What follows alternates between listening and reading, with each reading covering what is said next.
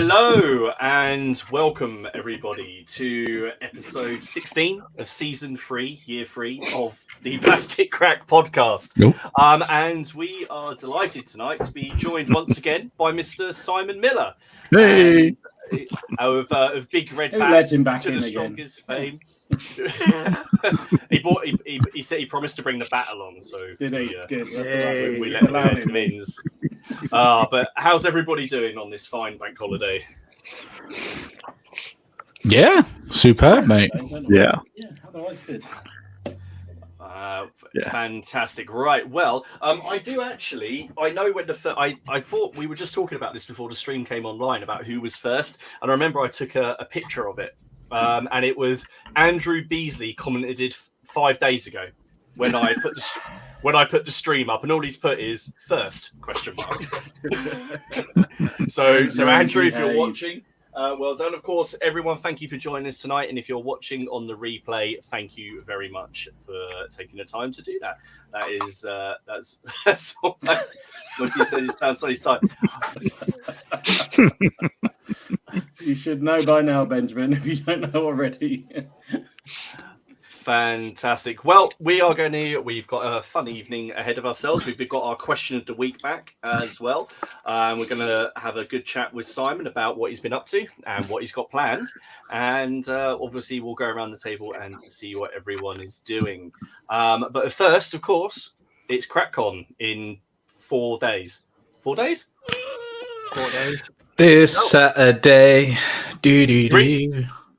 Ken's happy because he hasn't actually had to do anything. That's why he's not tired. I think he needs to read the bloody rules is what he does need to do, because if the game we had on Friday is anything to go by, he had no idea how to play Hell Caesar anymore. and the thought of him being an umpire in this game... I've asked Martin to email me the little add-ons. I have emailed them to you. Plus, you can also get them if you go on my channel, funnily enough. Yeah. If you want to grace me. You mean the game on Friday you had where he rang me up to ask me? To ask the rule, to clarify rules, yes. Yeah. That's how good an umpire he's going to be for you. I want to say that how much I appreciate that call, because Haley was making me watch something terrible, and I actually paused the program to go and take the call. I hope it annoyed. Did it annoy her? Oh yeah, I can't repeat on here because the video will get taken. The video will get struck if I say what she said. Everyone seems to be bemoaning the fact that there was no heavy metal intro today. I noticed that. There's what do you mean everybody? About 2 people. Well, Drew and James. Yeah, and Walkabout Games and a couple. It'll be back. It's just you have to do it in small doses. Mad. He can't have it, and Walkabout's the same. I mean, we have to do it in small doses because otherwise Don won't come back, and he'll. So it's real bad. But anyway, thank you everybody for taking the time to join us. I can already see there's a lot of you. I would go back through and say hello to everyone, but there's been so many comments already. It won't scroll back far enough to the start. So welcome everybody. So, what's everyone been up to? Has everyone had a good weekend of productive hobbying? No.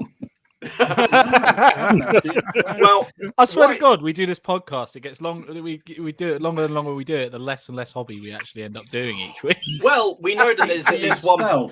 Yeah, I was about to say we know that there's at least one person here who that's not going to be true for. So why don't we kick things off and say, Dom, what have you been doing for the last week? Last week, I haven't done much this weekend, but the last week, I've done fair. You had the weekend off. Done so much in the week, you had the weekend off. It's a bank holiday. Bank holiday. You can have some time off.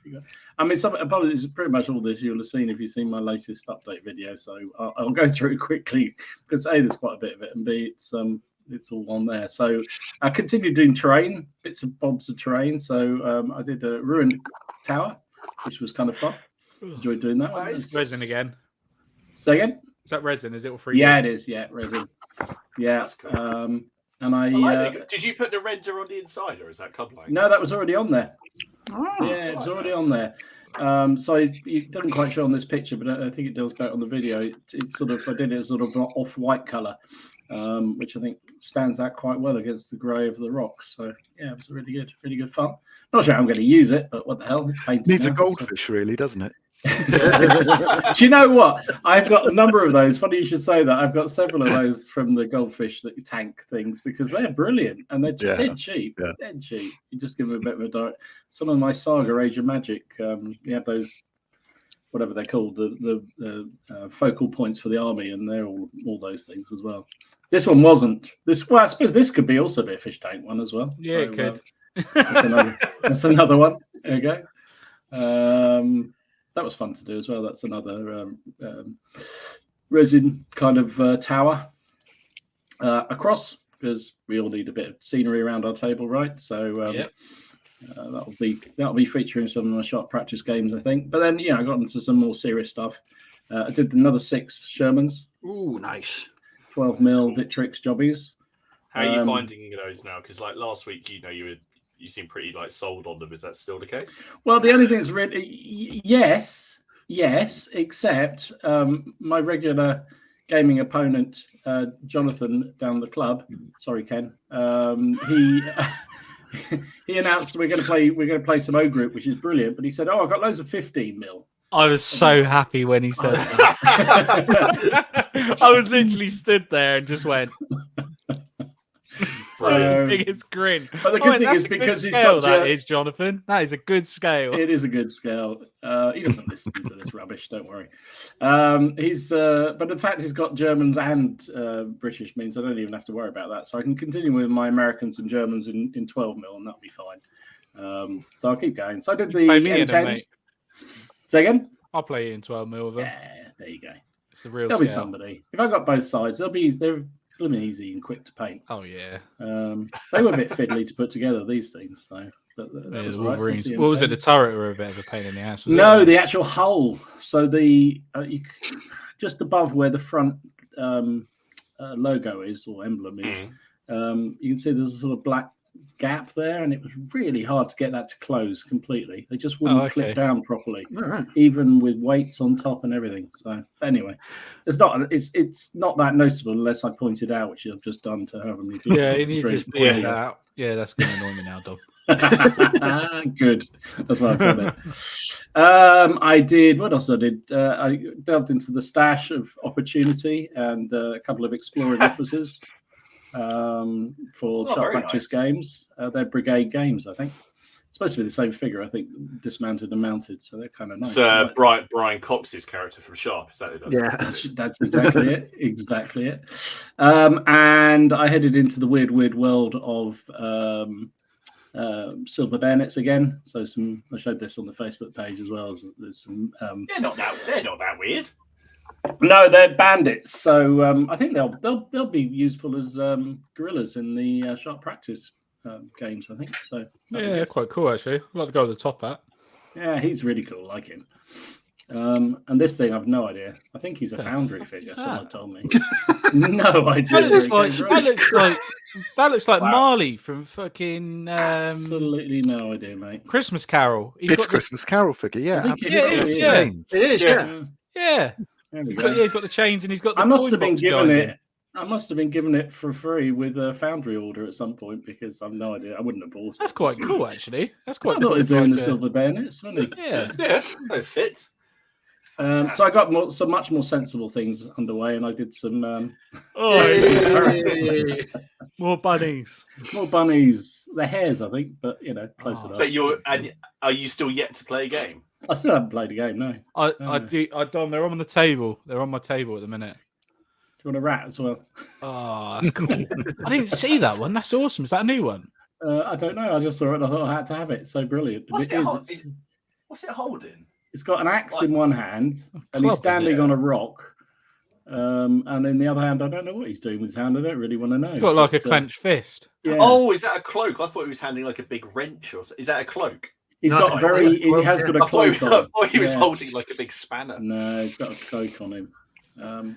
And then because why not? Did a few little ones as well. A couple of mice. And I think the one with the telescope is a mole, I believe. You do realise now that, bearing in mind your aversion to quote weird shit, you now have more of these than me. I know, than everybody Steve else. I've combined. realised that. And do you know what? Even worse, Martin, I ordered some more the other day because they're so much fun to paint. They are fun. They are. I really, really enjoyed mine. I painted them in a week, and just a completely different type of painting. I mean, they are definitely they cleanse the palate, shall we say? Yes. And, especially Simon, for you at the end. Yeah, especially for the end at you, Martin. There you go. Just for you. Go. Some of the little green. I don't mind that as much. What, Richard Sharp? They're very good. That doesn't bother because he's sharp. So it doesn't. Yeah, it actually looks like Sharp. Yeah. Yeah, very nice. Very Simon. Have you ever dabbled in the painting of anthropomorphic medieval animals? Well, I guess when I was doing the Glorantha stuff, we used to have lots of different creatures, but mostly real world combinations. But like natives riding bison and things like that. Yeah, I've done fantasy painting, but in the past, quite way back, really. We're out doing it again at some stage. Looks more like Martin than Sharp. Go back. I wouldn't be looking at the enemy if they were coming towards me in a battle. I'd be going the other way. I'm not afraid. I'm not afraid to admit that. What about you, Ken? What's been new for you? Well, I've done a couple of hobby-related items, not physical painting models, as a surprise. But Ken's hobby loft is coming on quite nicely. Yeah, because I'm putting the train set up there, but I'm also having a 6x4 board up there. So it's coming on nicely. The floorboard's pretty much laid, and I've managed to get an electrical wire up there, which is quite interesting. But if there's any electricians in the chat, if they want to message me after for a chat, that'd be you need to speak to Mr. Miller. Yeah, Miller. Yeah, I do. Actually, I'm going to see him on Saturday. Funny enough, is it Miller from Miller's Miniatures? Yeah, actually, that's not bad. He won't talk to you because he's still a bit sore about his burger, mate. Yeah, I'll have to buy him a double burger. Oh no, I did have a double burger, didn't I? I'd have to buy him a quadruple burger to make up for it. That wound is still fresh as far as it is very fresh. So I bought some insulation for it as well, which I'll be doing at some point over the next week or so. So that's coming along quite nicely. I bought a train. I really still need that tumbleweed. Yeah, I know. I know. But I also found some more North Koreans, which I didn't know I had. Which is quite a shock because I thought. How can you do that, Ken? Nobody ever does that. I know, it's well annoying.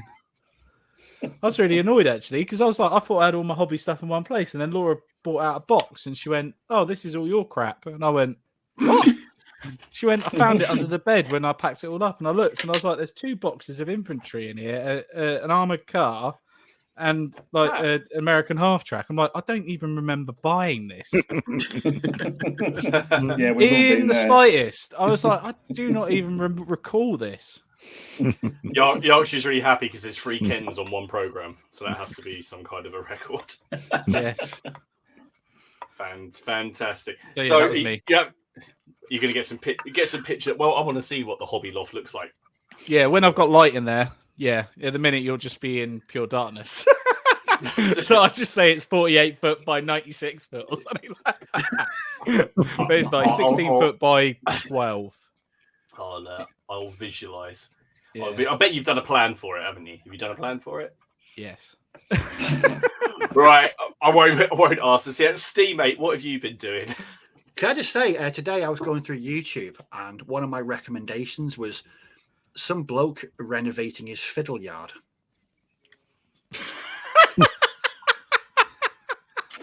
I hope it was who I think it is, because that's a good video. I didn't watch it. I didn't watch it. I just thought, what the blue blaze is going on here? Why are you getting recommendations for fiddle yards, Steve? What is your internet history like, Steve? I'm on a special list, purely because of the mass purchase of super glue over the past 18 months.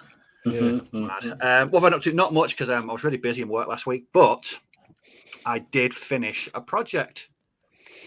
And here it is. Ta-da! Oh, yeah, Americans. Oh, yeah, lovely. All done very nice. and dusted. 1,004 points of late war mechanized tank destroyer platoon goodness. Oh, nice, man. And that took me 4 months. Really, really nice.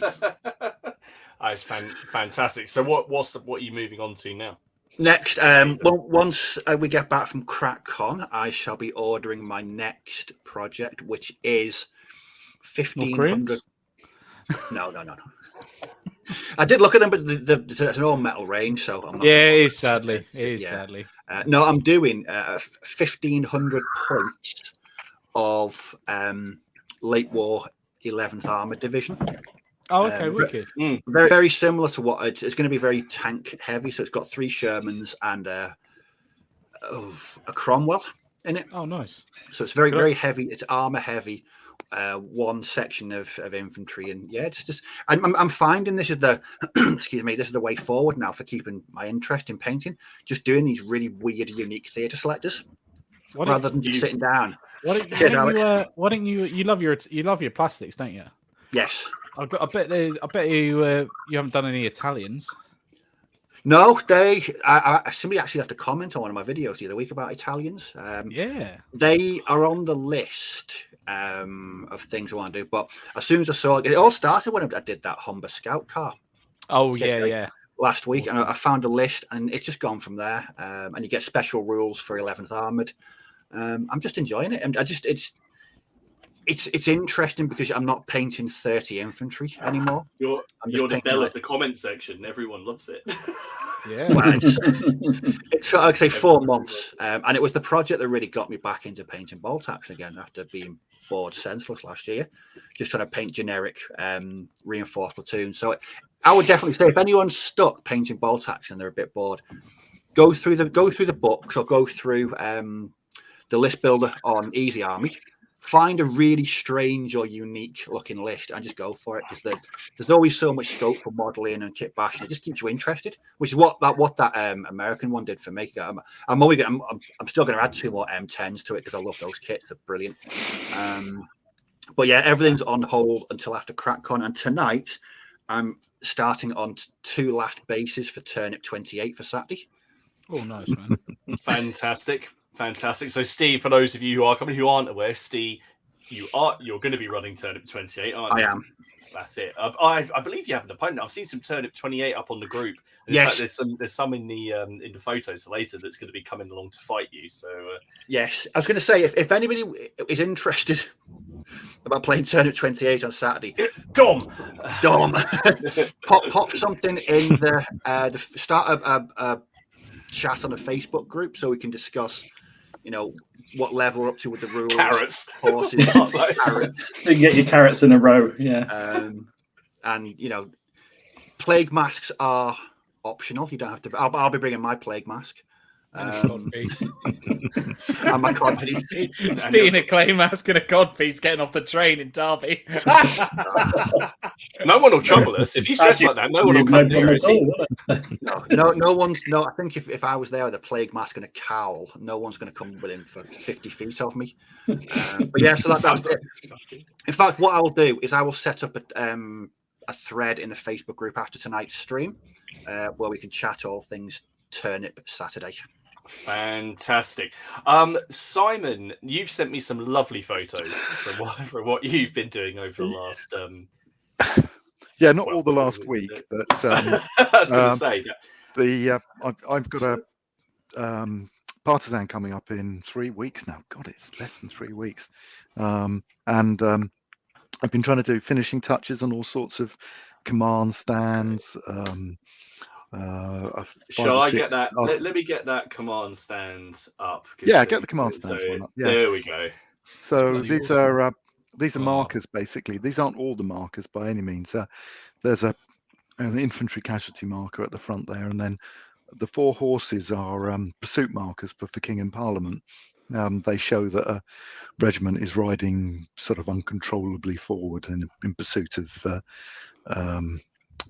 dead enemies, and a couple of cavalry markers at the back, and then in the middle row, and then the second from the left is Sir Arthur Hesselrig which I converted from a Bicorn figure, giving him an extremely strong helmet because he was shot at point blank range at round way down. Literally, the guy, in fact, the guy at the back left put his pistol against his helmet and shot him in the head, and he still survived. Miller's Miniatures is our resident ECW fanatic. So he's it's a cult to him, basically, isn't it? ECW. It is. It is Oh, basically yeah. a cult. He loves it. It's very, it's very interesting, the English Civil War. And I love painting the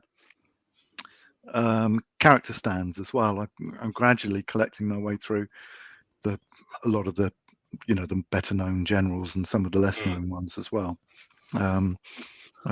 That's Lord Wilmot in the second row, third along, and just some general stands. So we've got this big game coming up. It's going to be on a 12x6 table.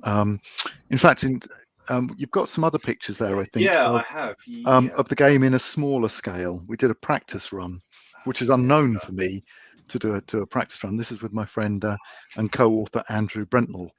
And this is the game played on I think, roughly 4 foot wide, 3 or 4 foot wide table with 12mm minis. So Nice.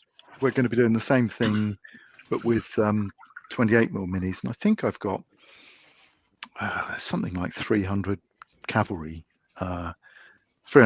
figures in 28mm for it, plus the arms and whatever. Are they dead horses? What do they represent in the front of the cavalry? Is it just dead? Yeah, those are just casualty markers. Just casualty They markers. don't have a function other than that, because the rules with my games tend to be somewhat brutal.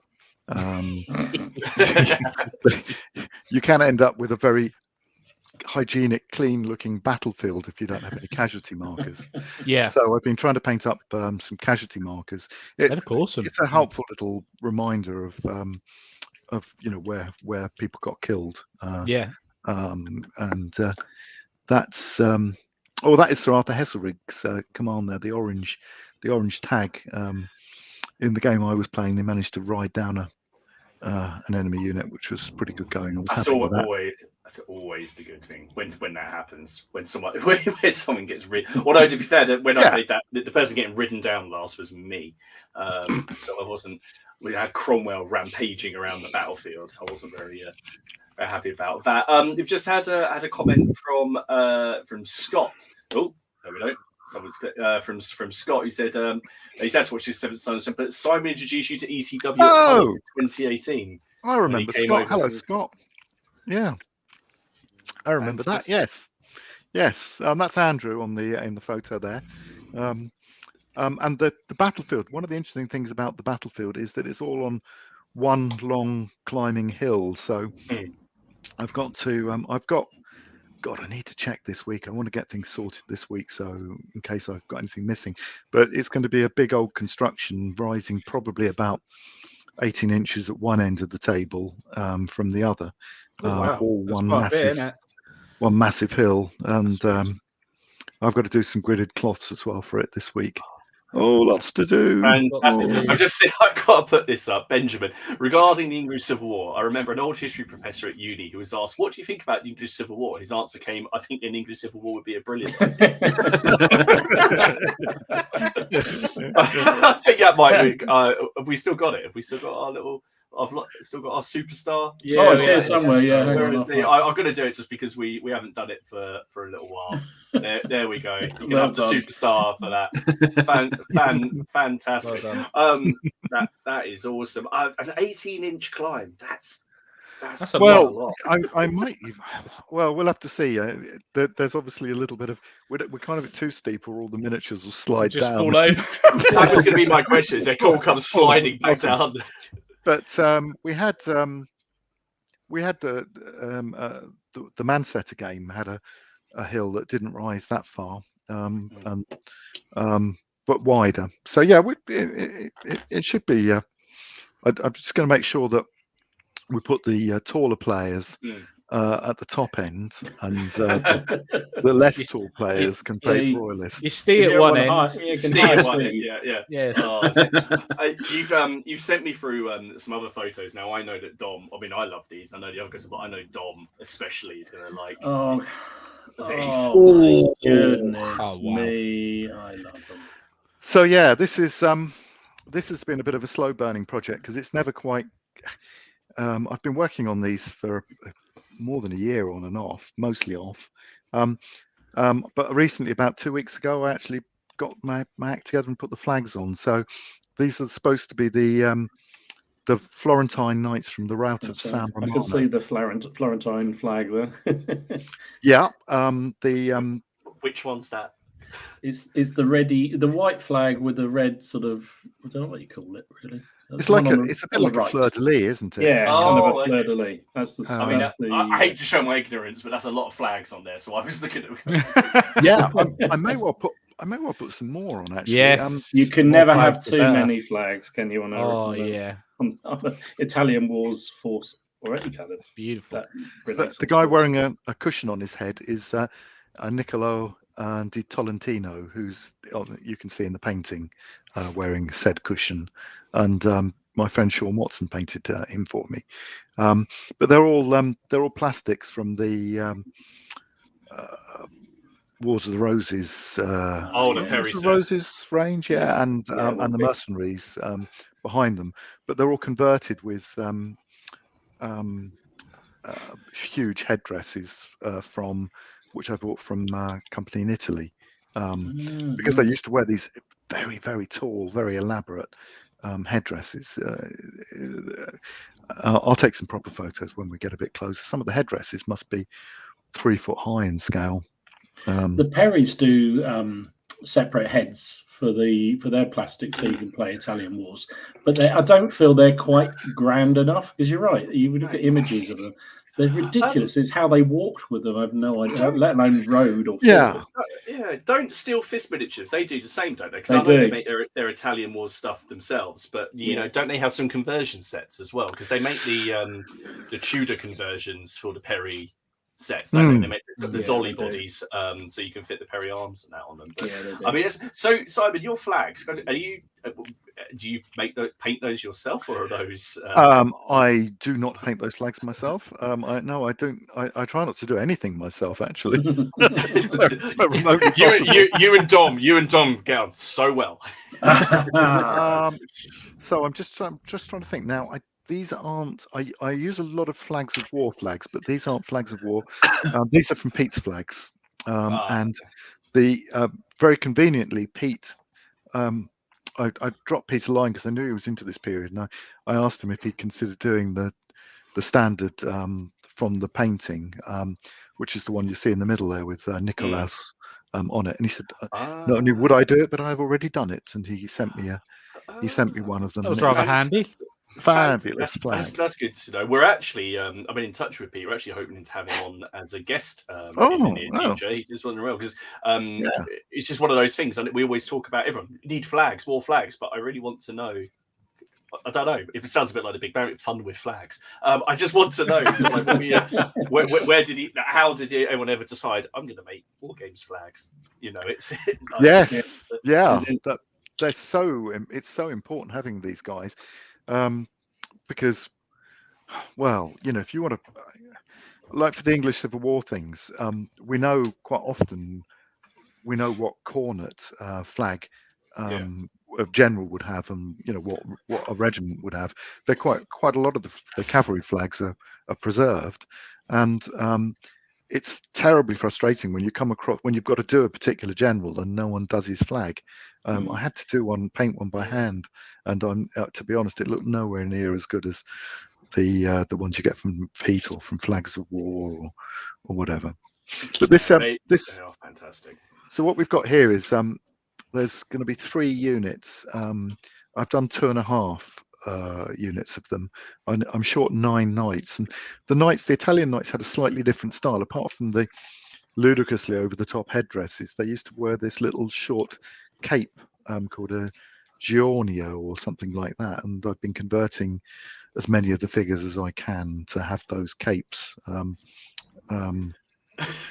They also didn't like much fighting, did they? They were so busy sort of pruning themselves and dancing around that when they came up against the French the first time, it was like, oh my God, they actually want to kill us. What's going on? Yeah, the French are something else, really. I mean, they're. Sorry, I pressed the wrong button there. Oh. That's all right. That's all right. The French are a thing of their own. I've got a load of those lovely steel fist figures, and I've had them for about 3 years now. And to be honest, they're so wonderful that they scare me. They've scared me into not painting them. They just look like this. They look like they need to be done really well. Yes. I just haven't had the. haven't been able to face doing them, but luckily I managed to find 3 or 4 of them going in a lot on eBay that have been partially painted, and they're a bit chipped, but they're recoverable, and at least that will get me working on some of them. But I've also I'm chatting with this French guy who says that the French ones used to wear uniforms. Really? But the ordnance companies would often have a common uniform, and I've never seen anyone paint them that way. And I need to do some more research on it. But it would be lovely to be able to actually have sort of uniform looking knights. So that might present its own challenges, because they're obviously every time you see a picture of them, they're just people paint them. They're just done in the most ostentatious colours with all sorts of emblems and designs all over them, and they scare the bejesus out of me, because I've got loads to do as well at some point. But so if this they're in French uniform, guy, that could be interesting. This French guy sent me a picture of about 15 of them, all wearing exactly the same colours. So that would be a different take on it, and probably I could paint a uniform better than I could completely random stuff. Well, we'll have to see. We'll have to see. He's on my list of emails to send. Have you got any more pictures of French ordnance companies in uniforms? And if so, could I have them? And I'll have a go at doing it. Fantastic. Scott said he's been doing his thesis here in Oxford since December, and he's painted over 200 infantry, 40 cavalry, 4 cannon crew for Montrose. Thank you to Simon and your Vincent General Haig. That sounds slightly accusatory. It is. Yeah, I'm not sure the thesis is going that well by the sound of it. That is fantastic. Well, you've sent me in some other pictures in. I think I better go through these a bit more quickly, haven't I? By accident. Well, no, it's absolutely fine. I mean, so these are for my these are Thracian light cavalry, which I converted from foundry figures mostly. Oh, and Aventines, mixture of foundry and Aventine figures there. I love it. I can't help but notice one thing about those, though, Simon. They're not on your bases. No, I was about to say. Well, yes. So even I, with already having about 2,500 Greeks and Macedonians, and some possibly, already based on square bases, I did actually start thinking about putting them onto the other bases. But I thought at the end of the day, it would take me a couple of years to rebase them all, and I think, what's the point? So I've based these on square bases to be consistent. Although these are bases that I sell. They're slightly different. You can't see from this side, but they've actually got holes drilled through them to take the magnets, so they don't have anything underneath. Enables me to keep them down to about 2 mil. I've gone for as low a profile as I can on them. Yeah, but I was quite pleased with those. Rectangular ones, Simon. Those are rectangular. Yeah. They are. There's two rectangular ones and 2 square ones. Because I've got the option of if I'm just playing a game on a 15cm grid cloth, I can just use the rectangular bases, which are the size of impetus bases. Oh, nice. But they come out really well. And these are Nellies. I love them. Wow. Awesome. So I got these down. I got these down from where I've had them for about a year, and they are very dusty. A dusty Nelly. I will need to give them a thorough dusting afterwards. So this is part of the could herd. Get you in all kinds of trouble in some websites.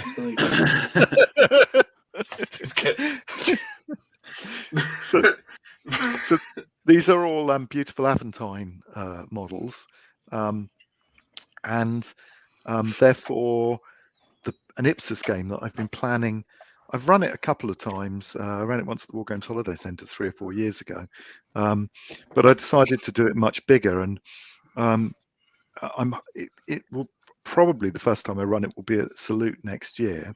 And I've done another 18 of these elephants to go with 18. I think, yeah. 18 additional elephants to go with the 15 Indian elephants, and I think there are 36 elephants in all. The snag is with the Battle of Ipsos, it was a fairly early successor battle, and they didn't have howdahs, so all the elephants I've got with howdahs were inappropriate. And there will be the 30 odd elephants will have each of them has 10 light infantry with it. You can only see a couple on each of these bases, but they form up units 18 centimeters wide with an elephant and about 8 or 9 light infantry on it. And I've got, I think it's about 20 feet of elephant, what I call elephant screen, to cover the front lines of both armies. Fantastic. So it should be quite a sight when it's on there. I think and that's going to be at Salute, did you say? Sorry. Yes, that's my plan. I haven't had a Salute invite yet. To be honest, I was hoping to run it at Salute this year, but for obviously COVID overtook us, and before that I was going to run it at Salute the year before. But luckily, I mean, it has given me time to actually finish quite a lot of stuff that wouldn't have been ready otherwise. In more years ago than I can remember, mates and I did at Salute Precipice, and that brings back memories of painting. That was in 15mm though we did it. Yes. But I was in the Indian army, and that is an awful lot of elephants. Yeah. It was great, and chariots as well, from what I remember. Great fun. That's a battle I very much want to do as well. Shaco's James has asked a pertinent question. How big is the pipe block if the elephant is 36? Well, the pike blocks. I've got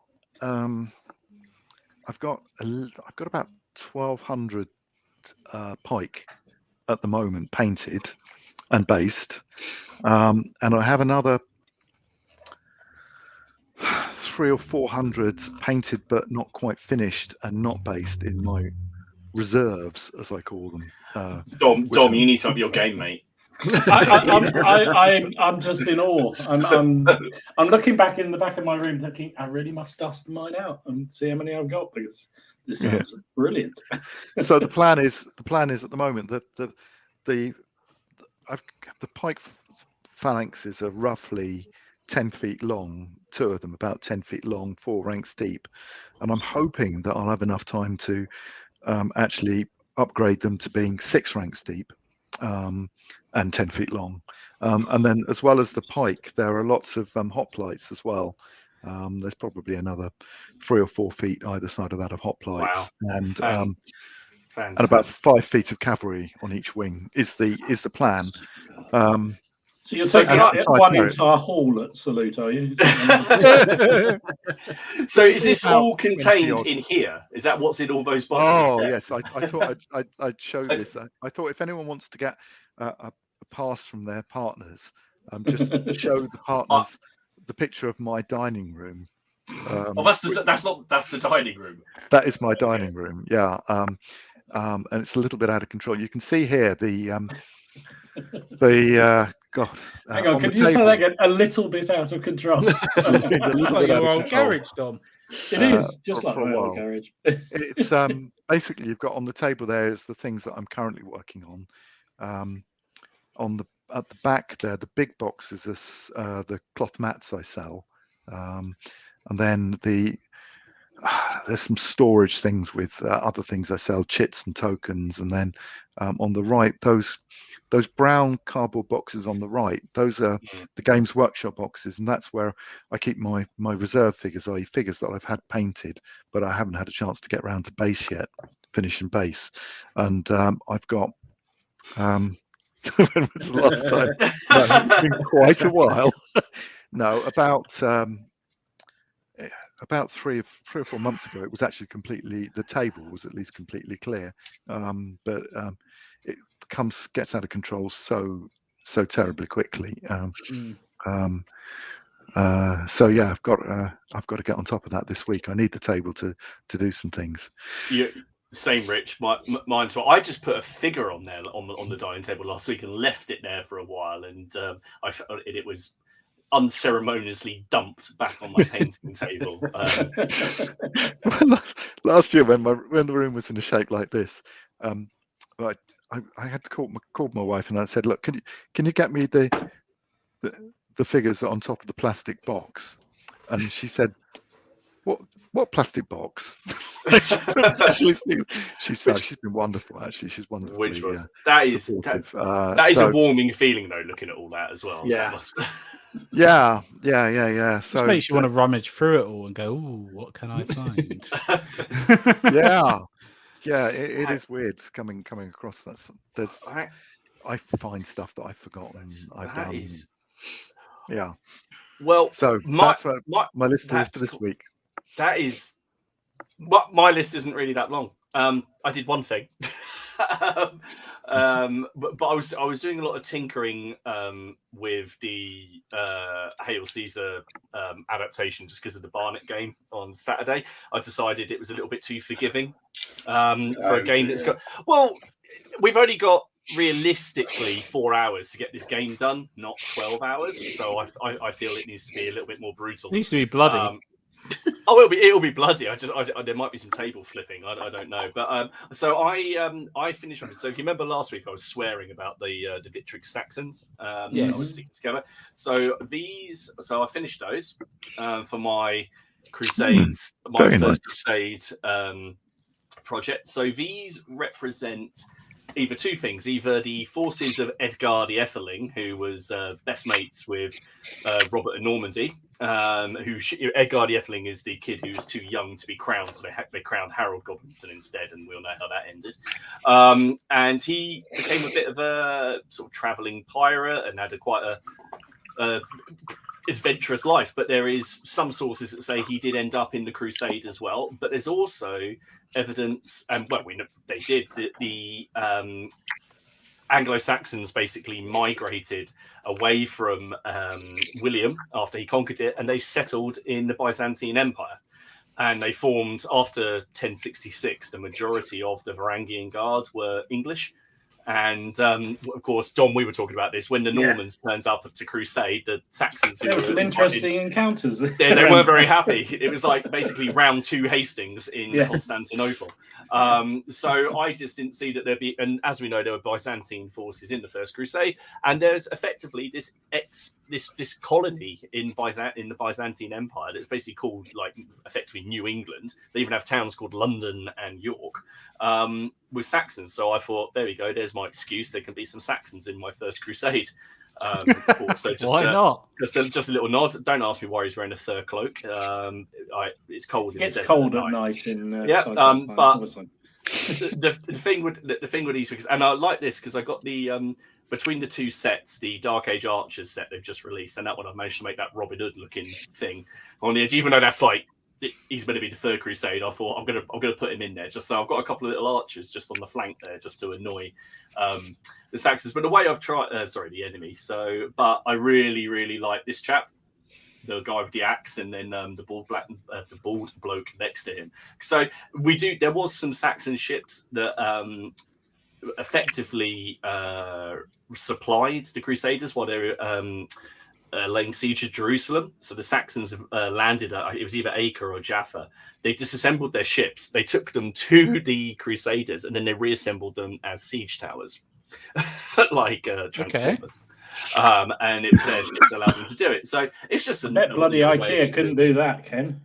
No, I bet you they could, Dom. Don't ask him. Don't. God, no. But they are a lot of fun to paint. And the one thing I said about the Victrix miniatures is I do like them, like obviously how they turn out, but the process of getting them to this point is so painful. sometimes. Just the assembly phase kind of, you have to walk away for a couple of days before you start painting them. Assembling them can be just horrible. I love the result, like you say, but blimey, they can be a ball ache. They really can. They were good fun. So I tried to put a little shield wall kind of thing in the middle with some sort of Herskell looking guys on the side, but I need to do some more Seljuks desperately, because currently my Crusaders outnumber my Seljuks like 2-1. So I need to sort of, sort those odds out a little bit. So that's all I did, and then I was just playing around with those sort of adaptations for Hail Caesar. So that was it. But so we wow, we're 45 minutes in. So thank you again, everyone who is watching. Remember, you can find links to the Facebook group and all of our channels down below. You can also find links to all the various things about CrackCon that's happening at the weekend if you haven't already. And we are basically all ready to go for the weekend, aren't we, lads? Yes. Yes. Can I just say, for those joining the Facebook page and having to answer the 3 little questions, kudos go to Nathan, who just applied just to join just right this second, about 5 seconds away. When the question about what is your favourite period, what did you say? Post-medieval. Good man. Good man. Well done. Right, you have well no idea how many times I've had to use that phrase in the last 2 weeks. It's a horrible phrase. Anyway, we come to the meat of the. So Simon, you came on. It was 7 months ago, which is crazy. Yes. So. Because it was just after we'd done CrackCon before, and we were all very, very tired and pleased with ourselves. And of course, I'm going to ask you about it because everyone's asked on the comments. You were basically progressing into your Renaissance rules. Working on them. Forward to seeing them, Simon. Where are they? And I will be lynched if I don't ask. In fact, there is a comment. I can't find it. There is a comment. Way back in the list here, and I can't find it. It said taking bets on what will be done first: The Winds of Winter by George R.R. Martin, or the Renaissance rules. But how is the rule situation? What's going on? It's been really, really slow. Got him I'm under not the the bus best. there, Martin. I'm not the best time manager, and I have done quite a lot of things since I was on with you last. But Renaissance hasn't been. I haven't done a great deal of Renaissance. I did some work on it before Christmas. Then I was working on the scenario for the test scenario for the rules, which I decided was going to be the Battle of Cherasol 1544. I did a lot of research on that last year, working with a couple of other people, all online research. But I found out an awful lot about the battle, and I was just getting ready to set the battle out and do the deployments and whatever, when one of the guys I spoke to turned out he was actually writing a book on the Battle of Cherasol. And the next thing I knew, I'm helping him write the book on the Battle of Cherasol, and that took me 2 or 3 months of spare time to put together. So I've written a book, but it's not the Renaissance. But the good thing is, it did enable me to get together all my thoughts on the battle, and I've actually bought the figures. Well, I've made the wooden blocks to play the scenario. I've bought the cloth to play the scenario. I've got everything done. I just haven't had time to actually do it. Other things I've done, well, when I should have been finishing Renaissance rules, I've done several more updates for the army lists. I'll have done two updated ancient books and 2 updated medieval books. I have them coming out in a 3-month cycle, with lots more army lists, quite a lot of African lists. I'm working with a guy who's written some very entertaining African lists. So we've got, they're quite unusual and good and lots of fun, although getting the figures for them might not be very easy, I suspect. I did the lists for some of the Northern European lists, like the Lithuanians and the Prussians, and we've rewritten a bunch of the older lists to improve them as well. How many army lists? I'm probably gonna. This is probably a stupid question, but I'm going to ask it. Just because, how many army lists do you think you have, say, created or written? And how many of those did you actually have for knowledge of already, or you had to, and then obviously you had to go and do some research into things that you don't know so much? Like how? Yeah, well, we've got, I think there's about 275 army lists, each of which has at its core a spreadsheet that enables you to create an army of 130 to 250 points, with lots of options for doing it different ways, different times.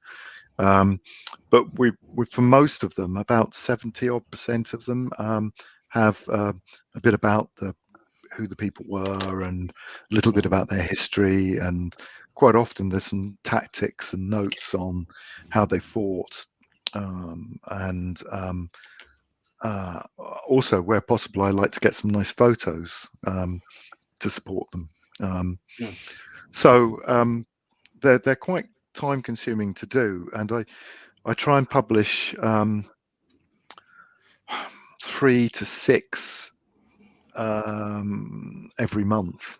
Now I'm kind of reaching the end of it with the ancient set. Now we've written most of the ancient army lists, at least, except for the ones for Asia. There's Asian ones that I need to fill in, but the more popular lists are all written for ancients. And now with medieval, all the common lists are written. Anything really anyone would really want to play is pretty much written for medievals as well. But there's still I like to close in the gaps. So yeah, I've been working away at those. How often do you have to go back and readdress them? Because research is changing how we see particularly ancient cultures. I mean, do you have to go back and readdress it somehow? We do. We started writing army lists about 5 years ago, and the early army lists were very basic. Obviously, as we've gone on, there's more and more complexity, and there's new research coming out all the time. So, if someone says, "Oh, hang on, there's this new book here," we will often go back and revise them and improve them. So it's quite time consuming, but very worthwhile, because there are some great. It's so much more colourful when you've got a little bit of an army list with lots of options and some named heroes or generals and some background to them. So that's been that's eating up a fair amount of the time I should have spent finishing Renaissance. And the other thing, what else have I done? I've had a little cheeky look at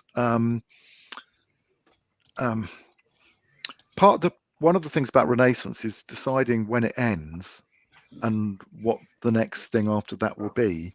And originally I was looking at writing a set that ran from the late 15th century through to the mid 17th century, but I've decided I'll probably end it at the beginning of the 17th century and do a 30 Years War book. So Andrew and I have done a bit of work on Lutzen, a little bit of looking at Lutzen. Yeah.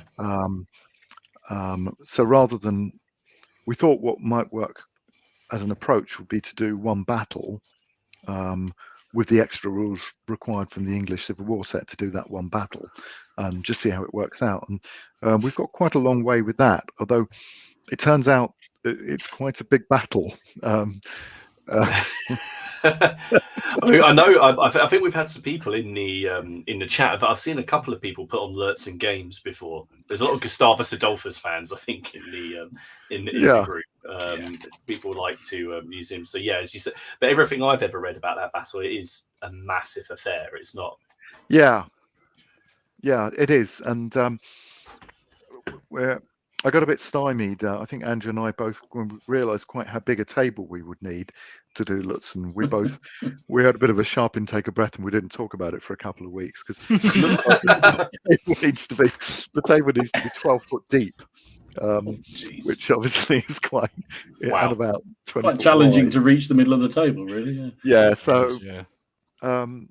obviously I don't want to develop something that no one's ever going to be able to play, but one of my other friends I was talking to about it came up with a good idea, which was that it could be built as a number of separate scenarios depicting different parts of the battle, each playable as a game in its own right, and then the whole game could be played. Well, it is possible. I've never done a game that big, but I know how I could do it in theory.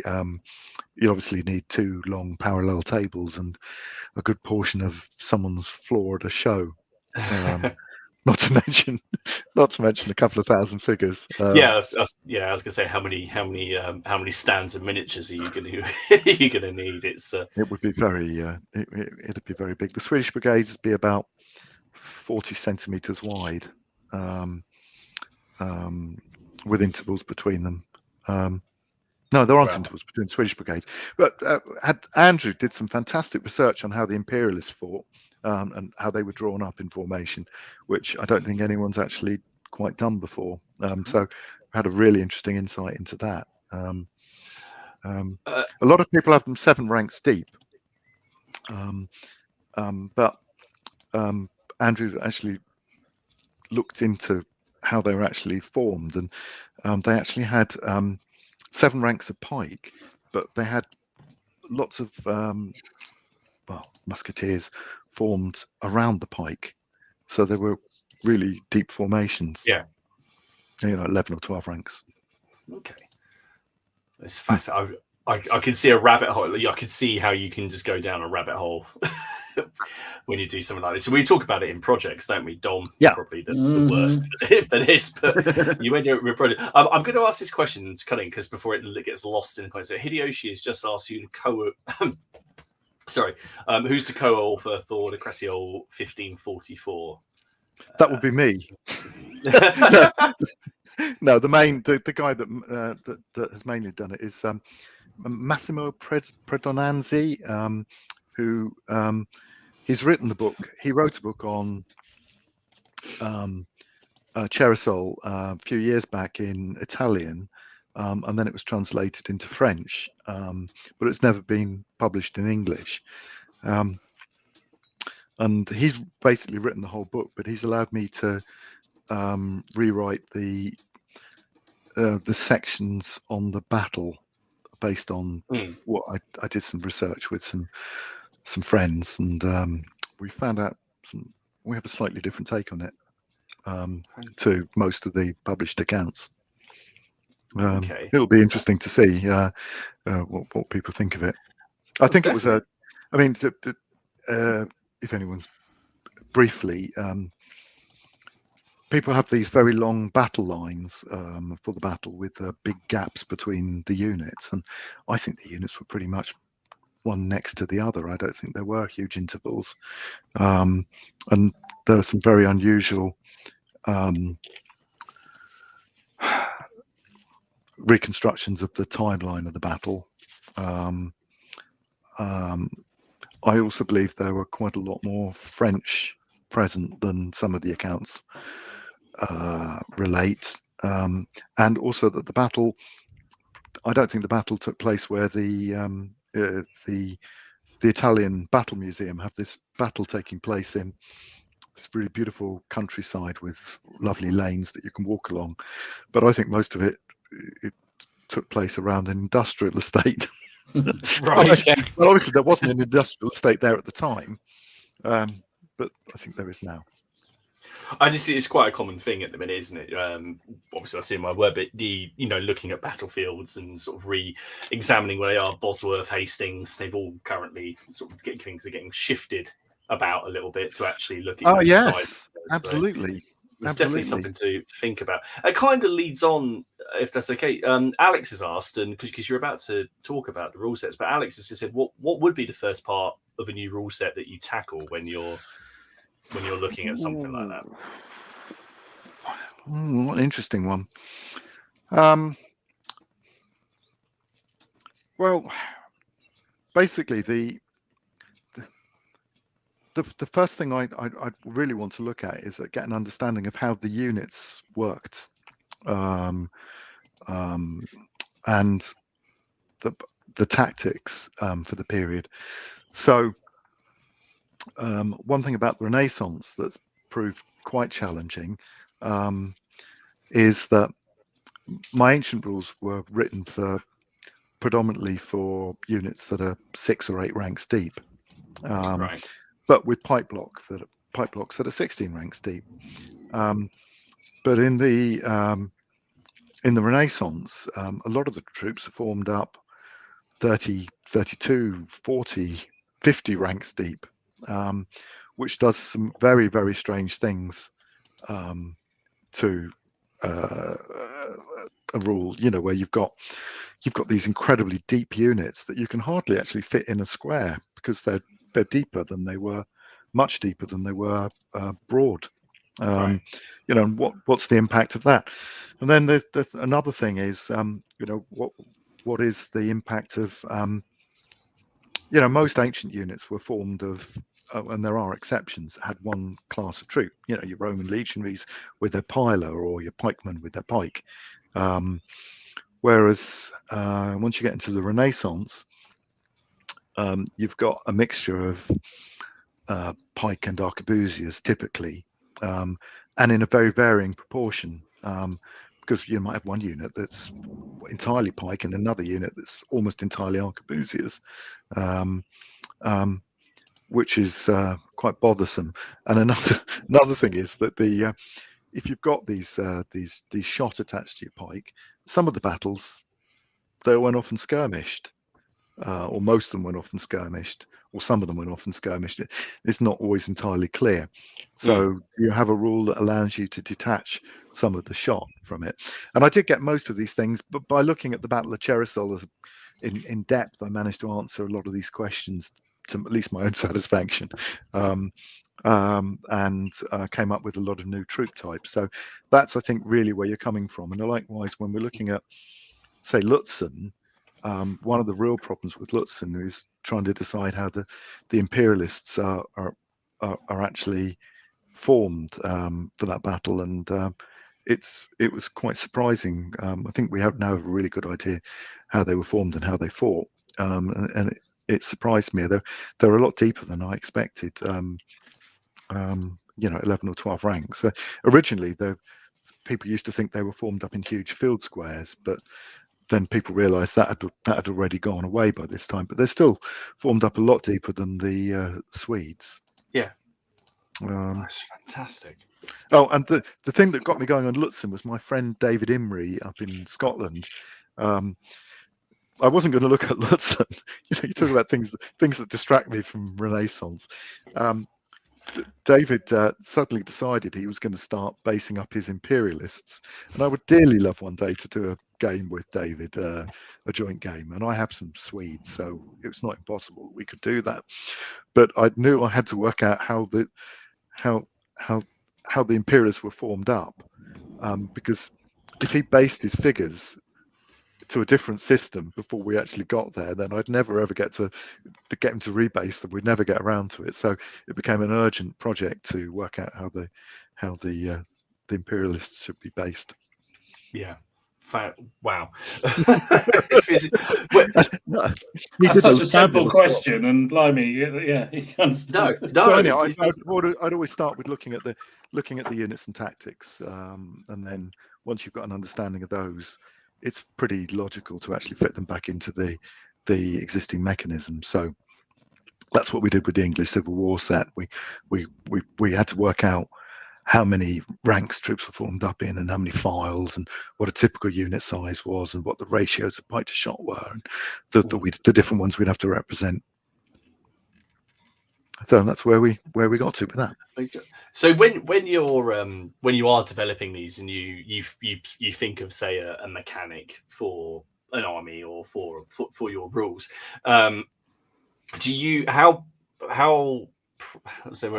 precious are you about something? How do you like? I mean, when it comes to this won't work, are you happy?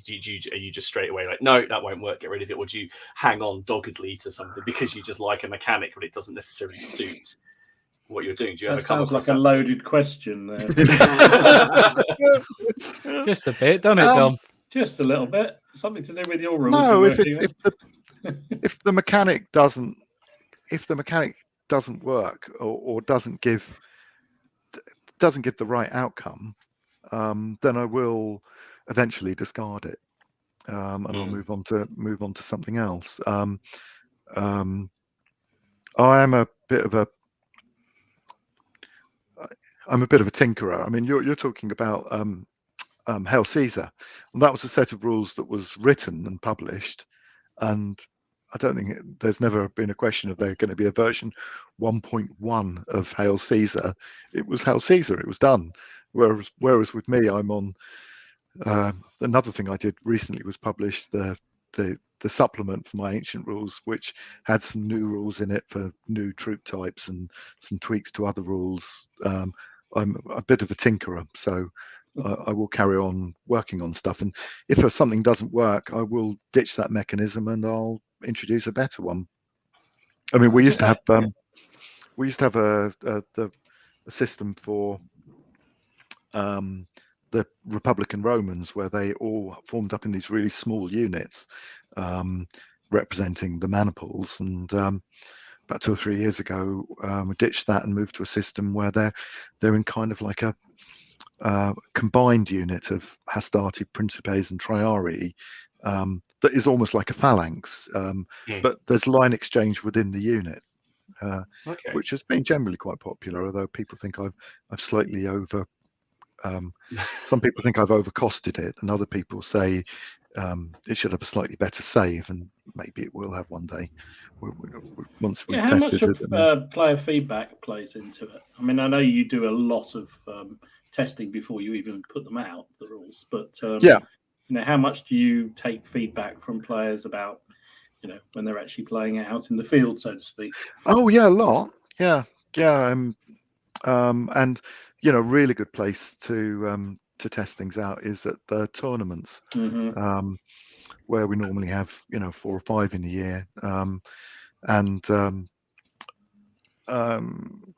when you see usually a guide for whether if something is working really well is when the more competitive players are all using an army using that thing. So that often means that you've got it a bit wrong.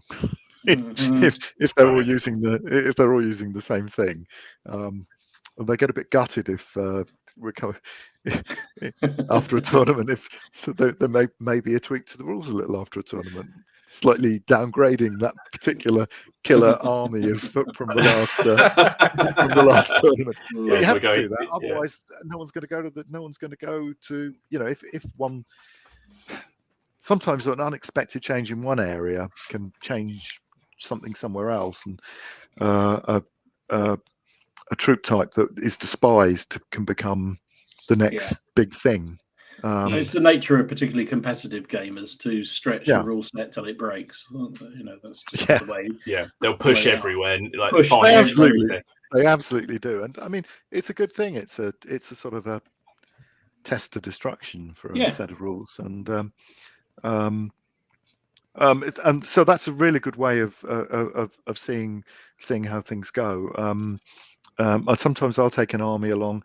People were saying what a rubbish thing infantry armies were about 3 or 4 years ago, so I took a very infantry-based army along to a tournament, and golly, they were right at the time.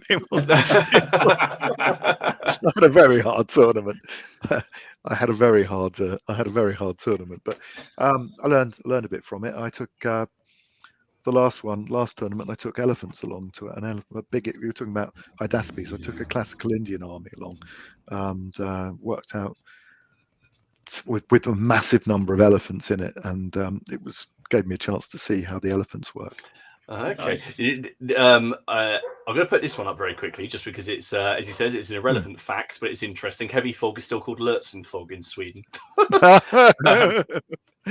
like little things like that. I'm going to keep that for the pub quiz in 30 years' time, where that's going to be a quick. But crossing obstacles has come on, and just off the back of what you're saying, it's how important is historical accuracy if the rules change based on tournament results? I mean, how do you find that balance? Historical accuracy is very important to me, but it is a game at the end of the day. It's primarily a game, and I remember. So my mind's just flashing back to the Newbury fast play rules of the 1970s. I don't know if anyone ever saw those. Massive tables of modifiers on everything. Ken likes a table. Ken loves a chart, don't you, Ken? Oh, I love a chart. I don't think those actually made the rules anymore. I think they made it more complicated. And I suspect they probably. Or I have heard that all the modifiers introduced some strange imbalances to play. So I mean, the rules have got to be simple enough to be playable. But I would like to see generally the things you'd expect from, when two matched historical armies meet, you'd expect to see roughly the same sort of things happening in a battle. And the tournament stuff, I mean, there's not a huge. I don't think one army will be fashionable one tournament and less fashionable the next. And sometimes we try tweaking costs if there's that people perceive that lancers are a bit undercosted. So there's often a small extra premium for having a unit of lance armed cavalry. I think. No, I'm very much about the history of it. Yeah, it's tournament something we is a talk secondary about quite thing. a bit. Sorry? Yeah, I was just saying it's something we talk about on here quite a bit. Is ultimately it's still a game. We do all these things. We make all of these armies as historically accurate as we can. Steve will follow, uniform things, but only to a point, won't you, mate? And then you'll go, no, I'm going to use this point. I'll do the Wars of the Roses, but ultimately, if I want to stick a cannon in this unit, it's gonna have a cannon, or on my command base, and the same for all of us, because ultimately it's still a game and it's meant to be fun, but while still, it's just a fine line, and you can tip very easily from one side to the other. I find. Yeah. But I mean, I like I like it to be very historical, but at the same time, it has to be playable. It has to be really entertaining as a game. Otherwise, you could have an immensely historically accurate set of rules, but if you can't play it as a game, then they're never ever going to get played. No. So they wouldn't be of any use to anyone. So playability is really important. Andy's just said he sat here painting heraldry. Is this fun? No. No, it's not. I can imagine that would be not very fun at all. Depending on whose heraldry it is, it could be even worse. I was about to start heraldry on a certain Earl of Warwick today. And in the end, I undercoated it. I got everything ready. I pinned all the model, the separate arms and the models. I'm doing it all separate before I stick it back together again. I got it all undercoated, looked at the heraldry, put him away, and painted 4 bloody miniatures instead. I sort of looked at it, just went, you know what? No, I'm gonna. These guys. I don't know if you've seen the new set of bloody miniatures from Richard, sculpted by Nick Collier, but they've got the looters set, the ECW looters, and I just want to use them as disorder markers to chuck behind my units, just so that they can. There's a guy here who's like swigging away out of a bottle, so he's got to have be used. They are lovely figures. Mine all arrived this week as well. I ordered them on a whim last week, and they came like the next day. He has amazing turnaround. I ordered them on a whim, like the very first time, and then they just appeared, and he's got a lot to answer for because I keep on. But I have no idea what I'm going to use. I don't even have a Parliament army, but I've got these like parliamentarians. I need to work out a way that these can be hostile, or they're going to be surrounded and gently poked with pikes back into a corner. Gently poked with pikes. Okay. Gently poked with pikes. Well, in the last game that I had, I mean, that was using pike and shot. I tried to gently. I did quite well. The Royalists went up a hill and gently poked people with pikes, and then Cromwell finally decided to do things, and his Ironsides were just charging around the battlefield, wiping me out wherever he went. So I need some dragoons or something to try and get them some sneaky positions and give fire. Okay. Well, what I think we'll do for a second then, if we'll give Simon a bit of a break from the interrogation that's going on, and because we have got a couple of bits of news, if that's all right with you, Simon, we'll give you fine. To have a breather, because we've got some news. So I know that Dom has been out there hunting the wilds of the internet to tease every bit of miniature wargaming news out of the. Oh, you've gone and found some pretty things. When did he put? Right, yeah. So, Dom. I think I annoyed Miller by it was me clicking Miller. Sorry, I was uploading some news items because I hadn't put them up earlier. He was saying, "Who's that clicking?" It's like Miller. Great. Who's that? Miller was complaining earlier. He always complains. He always moans about his burgers. So I found it actually. I didn't think there was that much, but then I found a whole load of stuff. So there was some new stuff from First Corps, some early war Panzer I and Stug 3B, which look rather nice if you're into your early war German vehicles. I guess I don't know. The Panzer I later war was a bit different, I think, but anyway, whatever. Very nice. Something I'm quite excited about in a way, even though I don't really need them. North Star are releasing their winter Napoleonic sets. So there's a French army and a Russian army, 1812 figures for Shakos and bayonets, the muskets and tomahawks supplement. I think they're on pre-order now, so you can. I imagine they're going to get a lot of use for silver bayonet as well. Yeah, I think they have a pretty good, easy crossover for that for sure. Gringo got some really nice. Yes, really nice figures. They've come out on the back of their. They've been doing on the Vietnam stuff, and there's some new troopers coming through. Look really, really nice. We must get. He did say he'd come on the channel at some point on the stream at some point. We must get him on because he's doing some amazing stuff. Piano miniatures. I know this is still early days. These are that we showed some of the Hessian stuff that they're working on, but also these are the Württembergers or Würzburgers.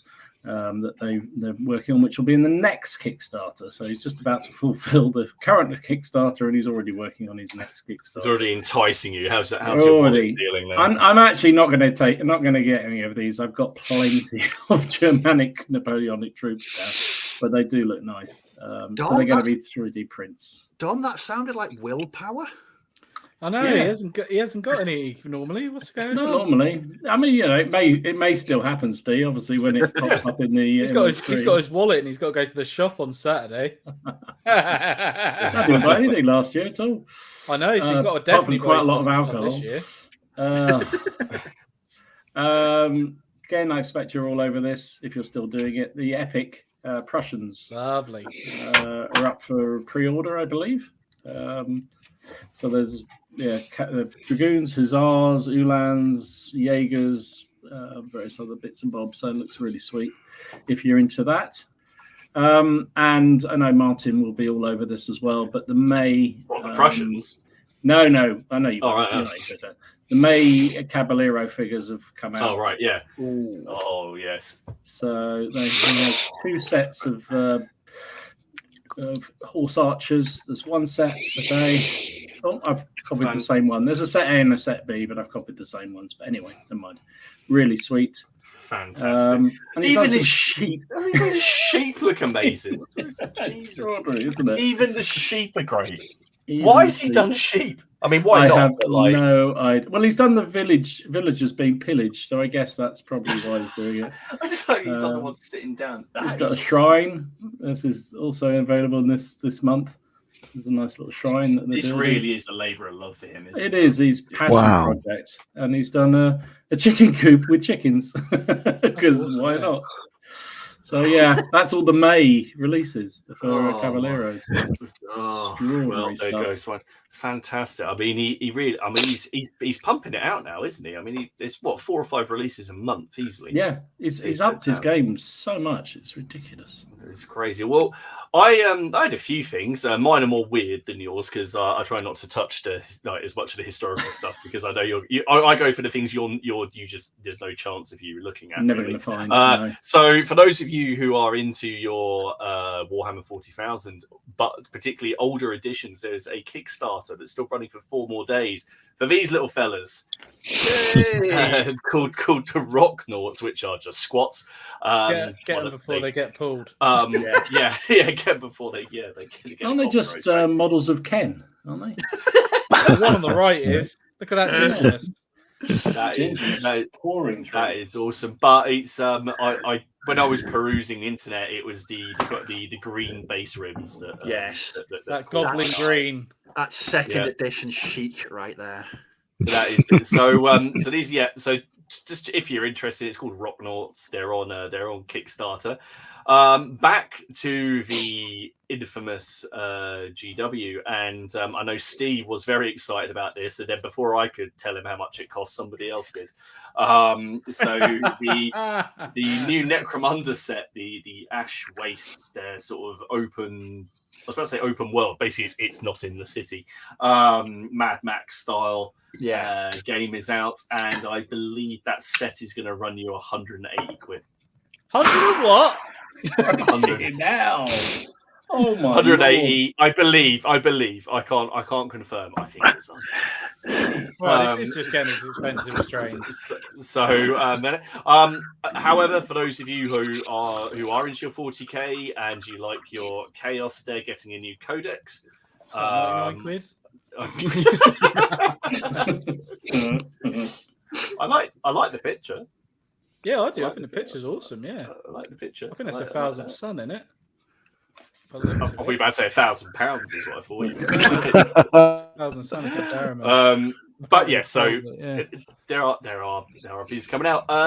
Next, GCT Studios, who make Bushido, have got a new wave coming out. Instead of picking, because they release 1 miniature per faction.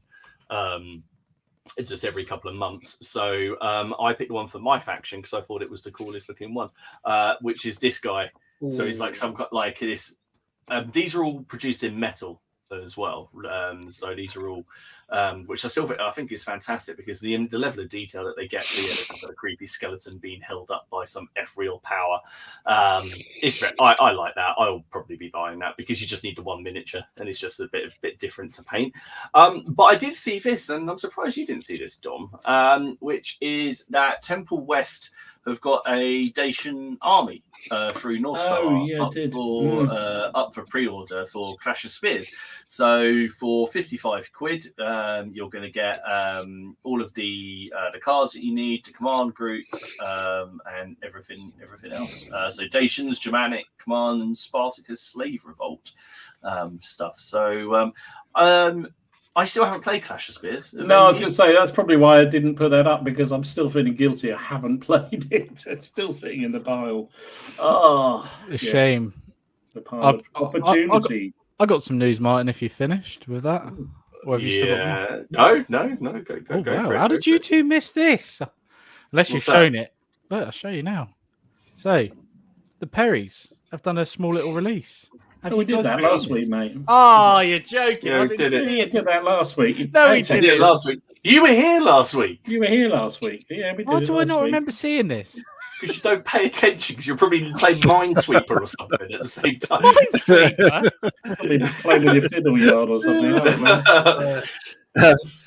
I love it how Ken came in all happy then, and Dom, you there was no mercy there. You shut on my parade, basically. Well, and even in the chat, mini agnostic asked whether we featured it last week, and I said yes, we featured it last week, and still Ken came in with it. It's like bloody hell, Ken. Even I knew it, and everyone knows what I do to Perry miniatures, so even I knew. You wouldn't do it to them; they're metal. No.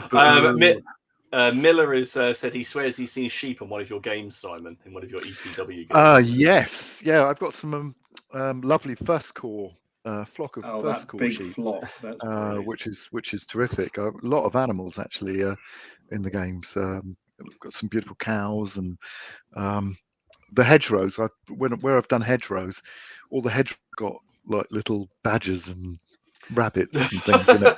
Oh yeah, love a badger. One of the hedgerows has got a little Peter rabbit in a little blue jacket. But the chance of spotting him in amongst the 30-foot of hedgerow, spotting a This is 6 mil Dom high if he was Peter a rabbit Roman, is. basically, Simon. This is Dom if he was a Roman. He's got his badger friend. Tom is a Roman. Oh, I better dig that out. I need to dig that out, don't I? I meant to That's I've got to nice. give Ken his figure. Hang on. Oh, that's Yeah, just reminded Ken, me. you may know I'm going to get my one. I know. There we go. I'll dig him out.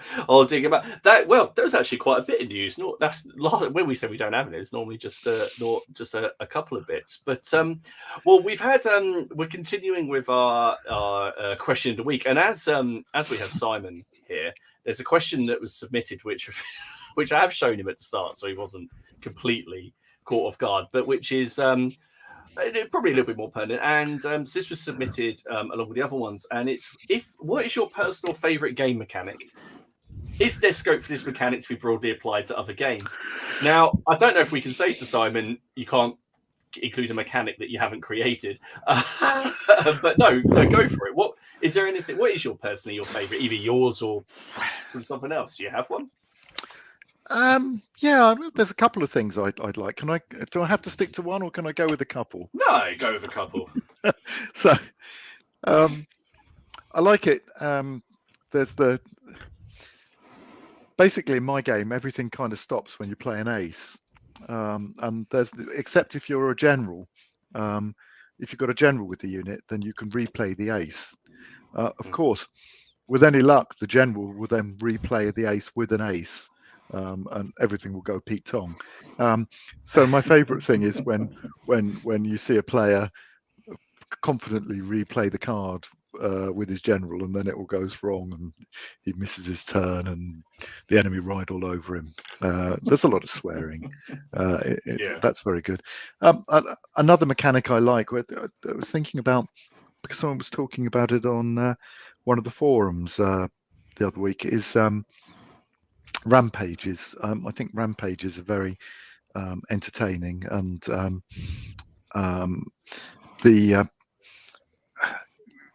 obviously when an elephant or a scythe chariot goes in an unexpected direction, I think the guy was saying you don't really need to have this mechanism in your rules because it's all very low scale, but there are quite a few occasions where troops were trampled by their own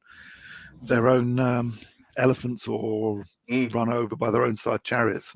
I think it's very important and extremely entertaining.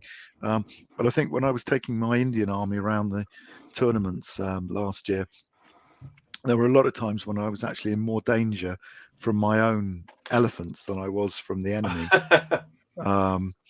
That's the fun thing about elephants. I always love that. That's what they're fun for. That's the rocket situation, isn't it? That's the same thing. It's like rockets blowing up on your own men. You know, to shoot over there, the rocket comes backwards. It's that just that chance that it might happen. That's always fantastic.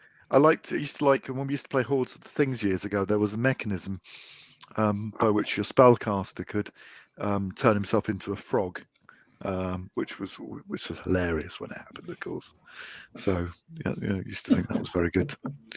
So it's nice when a cannon blows up and carries away a unit with it. All these things are very entertaining.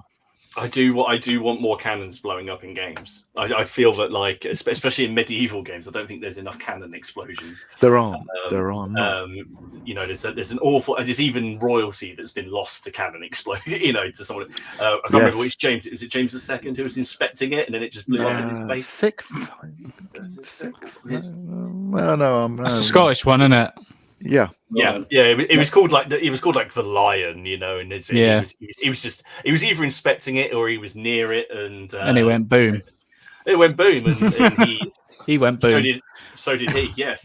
So did he. But okay, no, that's Steve. What about you, Steve? Have you got? I think I know what you're going to say. It's this mini agnostics just. We said and before we true. came on that that's exactly what you'd say. It seems so obvious, but once you've done it, what I found is that having cut my teeth playing 40k, I go, you go. I mean, you could be stood there for 25 minutes while just doing nothing while your opponent does all their stuff. With bolt action, with the unpredictable activation, you don't know what you're going to get, and that in itself sort of portrays the back and forth of a firefight. I mean, you could have one side really in the initiative, so you draw lots of dice at the same time, which could reflect the opposition sort of keeping their heads down. That, and also I like the patrol phase from chain of command. I think that for setting up where you can deploy from, I think that's an absolutely fantastic mechanic. And that's why you see people playing the same chain of command scenarios over and over, but you get those different a different game every time because the jump off points are different, so you deploy differently. I think it's just I know I mentioned it the other week, but that's something I really want to combine into games of bolt action, will be to have that and then play bolt action. I just think it's a brilliant way of, rather than just all lining up on a table edge and then going hell for leather at each other, if you can have certain points where your pathfinders have led your soldiers to the front, I just think it works really well. Yeah, and definitely something I want to use. It's a different force deployment every time, isn't it? Yeah. Which is really cool. There doesn't seem to be an awful lot of attention to sort of pre-deployment in many games. No, I mean, not as much as there should be. I think that it's a bit neglected. I think. No, and in fact, mine's pre-deployment as well. I love the pre-battle phase from By Fire and Sword. I love it. I love the you have reconnaissance. You can change you can change the battlefield around a little bit. To annoy your opponent. You can move things around a bit. You can force troops to basically get caught up or they're tired.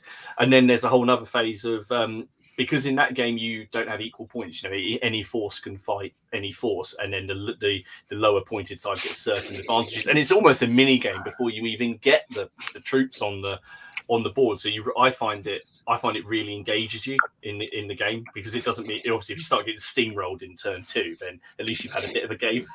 Yeah. The only thing I think I've got to be really careful in, because it's fine if you've got all the time in the world to play a game, but if you're rocking up on a Friday night, in my case, to the club and having a game, and the pre-setup takes 3 hours to do, and you give like half an hour for the game, it's a bit of a bummer. So it's getting that balance right, or being able to do it in some way before you turn up. Yeah. See, Dom, that's why I'm looking forward to my Emus War thing arriving. Jesus. I was reading about that yesterday. That sounds absolutely fantastic. I randomly ordered the box on Friday, so it should be turning up this week. I just think there's something beautifully insane about it. I tried to go in my local bookies to try and put a bet on you buying it, but they just, for some reason, wouldn't. Yeah, they wouldn't take that bet. Yeah, they wouldn't take that bet. No. Dom. Yeah. Sorry, go on. I was just going to say that's what I'm looking forward to, seeing those rules. Because he's the same guy who did the samurai that have killed me and Dom. Is it? Right. Yeah. It's the same. It's the same chap.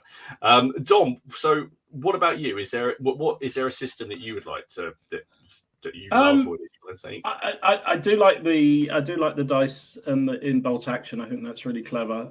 I do like what I've suddenly realised I really quite like is the sort of the way some card games can be not as straightforward. So I love the sharp practice, as you know. I love that as a game because you have that card draw mechanism. You never know you're always going to get a turn. But I also like it in things like Dead Man's Hand, where you can lay a tricky card on the opponent and then they can trump it. And so you get all excited. You get, I'm going to make him.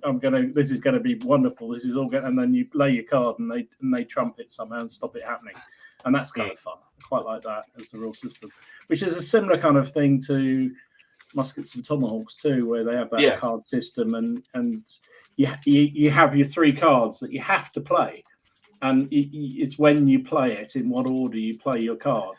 Because at some point you're going to have to activate your enemy regulars that you don't want to activate at all.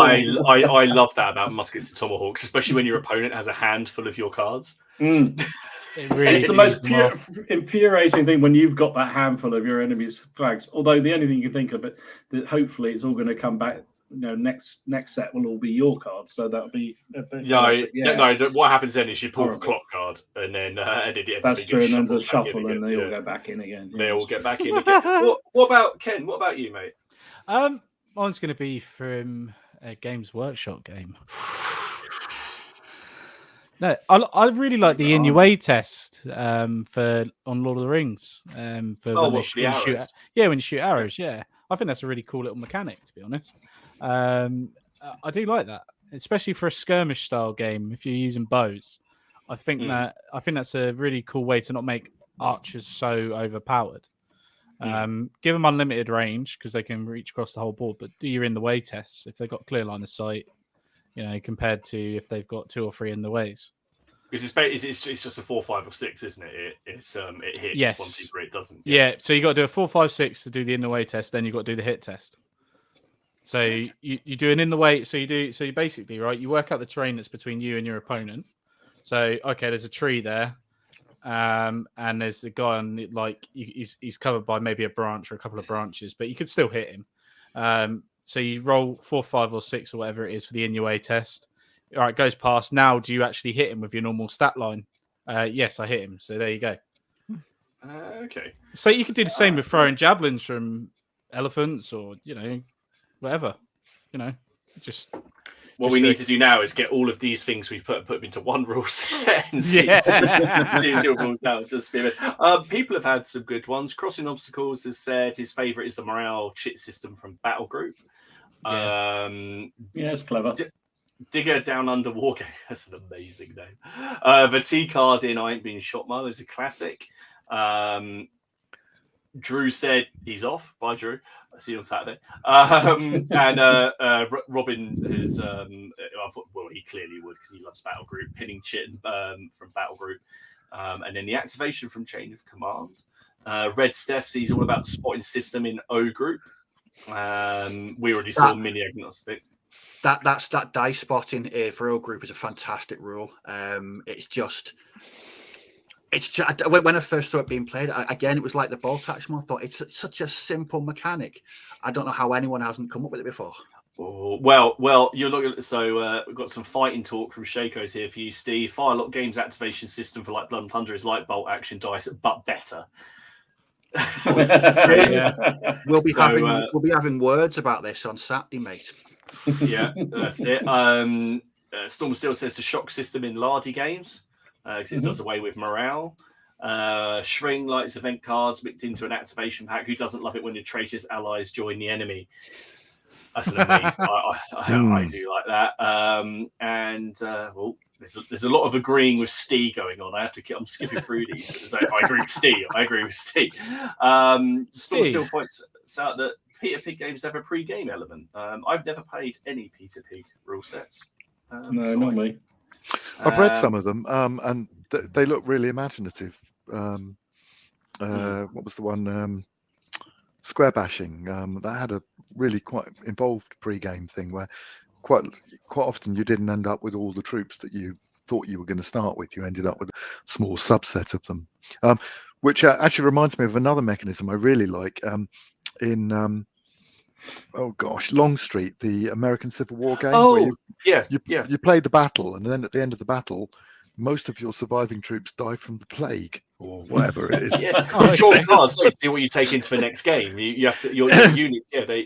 We survived, and you're right. And then they all drop dead from illness, which is terrifically historical and very brutal.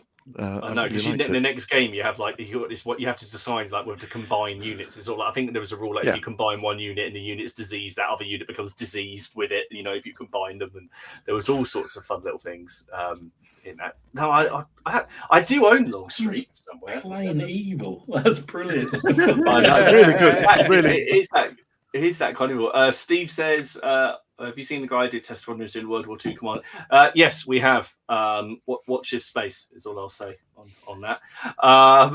And Rich says he likes the battle boards in Saga to give flavour to each army. Yeah, it's clever. They are. Clever.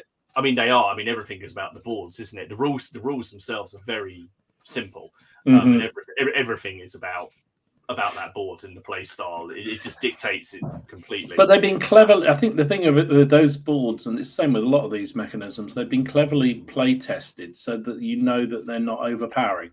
So all those battle boards in Saga, they counteract each other. So while you may have one super power with your faction, there's probably somebody else has got something similar in their faction. So it kind of works out well. I like that. And I do like mine because I use the Anglo-Danes. I'm all about making people tired. that's my make people. Yeah, you basically just bore people to death, do you, Martin? Is that what it is? Yeah, it's pretty. Yeah, and that's pretty much what I do on a daily basis. Thank you. Cheers, Tom. You said it. I'm gonna go hang my head. Hang my head. But no, that's Yorkshire said his Sweeney game is an ace after game system where the black is saved over Villa and Monaco of 10 stretching Wormwood scrubs. And Benjamin has just asked, is there any rule sets that cover feigned flight well? I'm no rules expert, so I might have overlooked some obvious ones. Feigned flight. We were having a debate about it on the forum for my rules last week or the week before. And originally I had a set of rules in it for Bretons where they could try and draw a unit forward and do a sort of evade away, and you would follow them.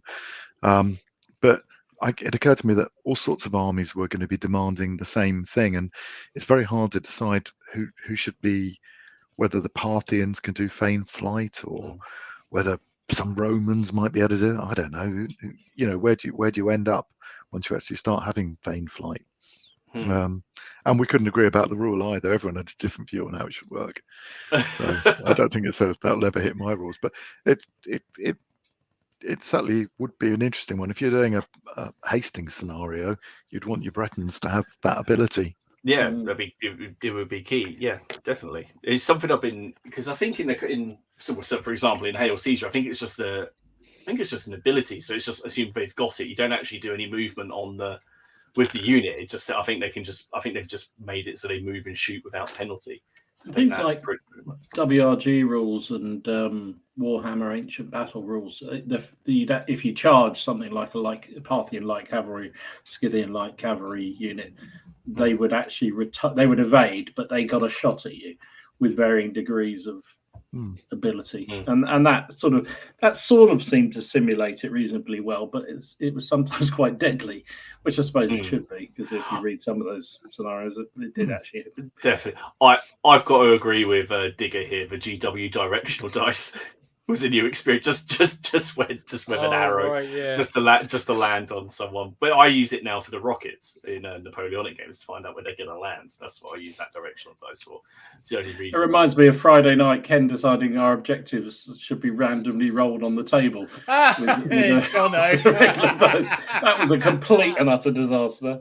Yes, because what I meant was, when you roll the dice on the table, would be to stand back and roll it, and let it see where it lands. Yeah, just chuck it on the table. So Jono loves a hedge line. Oh yeah, he loves a defensive hedge line. So he wanted to put his troops behind the defensive hedge line. So he stood by the thing and just went, eh. He rolled up against the hedge line, and that was that.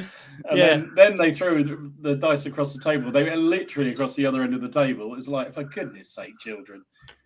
It's like, I can't remember, was it rapid fire? There was a system, I think there was, I don't know where Don's in the chat, but where you, when you're having paradrops, they said, I think it was rapid fire. You stood on a chair by the table with bits of paper and let go of it, and where they landed was where your squad was. You wrote on, it was like machine gun section in this, and then whatever HQ in this one, and you literally just dropped them, and wherever they landed, that's where they were.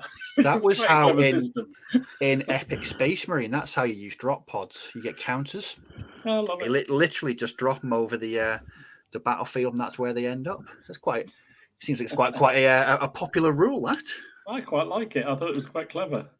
Although, you know, when you got a certain age, it was a bit tricky to get up on the table to throw the things, and also I'm sure health and safety would have a thing about it. But, I would just be terrified that someone would drop one of my models and try and be funny. Oh no, it wasn't the model; it was literally a piece of paper. No, I know what Yeah. you're saying, but I think that like someone like I don't know Ken, for example, would take my elephant, for example, up and let's see where the elephant's gonna land on the table. My God. It's cool. You know, I was going to say, you know about. Do you remember, like as a kid, you used to get the little paratroopers, the little plastic. Oh, yeah. Yeah. Chuck them out the window. Oh, that's awesome. I remember that as a kid. The classics. Classics. That's what you could do for the games. That's what you could do instead, Steve. Use one of them paratrooper things. See where it lands. Put one of your models on it. Or make a paper dart and throw it, and that's where your glider landed on the table. Apparently, it's in the Market Garden bolt action supplement. Oh, is that? Oh, yeah. That's as well. brilliant. I love that system. Ooh, I think if they went off the table, then they were lost. I seem to remember. So you had to make sure you landed it right in the middle of the table. My whole army would just float away. I'd have a fan ready to go. Well, I was going to say, if someone opened the door right at the moment when you're dropping them, it could be an app. Yes, what I was about to say. So no breathing. No one breathes. Yeah, You got somebody takes ages. Your opponent keels over. You know. Brilliant. Oh dear. Robin has pointed out that the boards and swords mezzanine, where we're going to be, would be perfect for. Oh, no, that's it. We could drop an elephant off that. That'd be brilliant. Yeah. And Steve says that Ken is turning into Peter Kay. I think you should take that as a compliment, Ken. Just take it as a compliment. Take it as a compliment. Cheers, Steve. See you Saturday. We're at that time of the evening where we're going to take a look at some of the many awesome things that have been posted in the group. Again, I could not put absolutely everything in there because we have a file limit. Again, apologies if your photo hasn't made it. Please do post them up. We don't just take them. We don't just go, oh, what was posted yesterday, and look at it. We don't do that anymore because now there's more than like 10 people in the group anyway. We have a look. But Anthony is given now. Anthony is coming to CrackCon. Anthony's in our little gaming club, and he's going to be playing his first game of bolt action at CrackCon. So his command. I have never seen these models before. They're metal. Yeah, they're bolt action. They're Warlord games. are they? Are they? Are they Warlord ones, aren't they? Okay, Yeah. interesting. Are they classical Warlord then? They must be. I don't. I'll ask. You'll see him. Ask him. You'll see him at the weekend. That tartan's very well painted. He's also because obviously we only put up one photo per person, but he's been working on some Lancastrians, and he got really upset with me when he found out that the place that he's from in Lancaster supported the Yorkists. Oh dear. he demanded. He was basically, oh no, I'll find someone else, and he's gone through he's found some really obscure long dead relative or something like that who basically supported Lancaster, so that's him. He's got him. So he's going to bring it along. But no, that's awesome. But yeah, the tartan does make me feel a bit queasy because it just reminds me of when I did it. I can't face it again. Andrew he thought you'd like this, Steve. He's been doing some Star Wars Legion. I like that. Andrew, how have you painted those so fast? They're very shiny. I love it. I love that Stormtrooper shine. It's awesome. They are so good. I really like this. Really good. I love the TIE fighter in the back as well. Oh yeah, man. I noticed the Ewok last week. You noticed the TIE I was about to fighter. say, you're doing that thing again where people send in the pictures like, what's that? Now we've talked about him in the chat and he's been commenting, so I think it's only right that we share a picture of what the lunatic Benjamin is doing. This is Benjamin's ongoing project that he's speed painting. Completely. This is his 1066. I meant to ask Benjamin. I can't remember if he said, are you doing this? Are you going to be doing the Saxons after this? Are you going to be doing Harold's forces as well?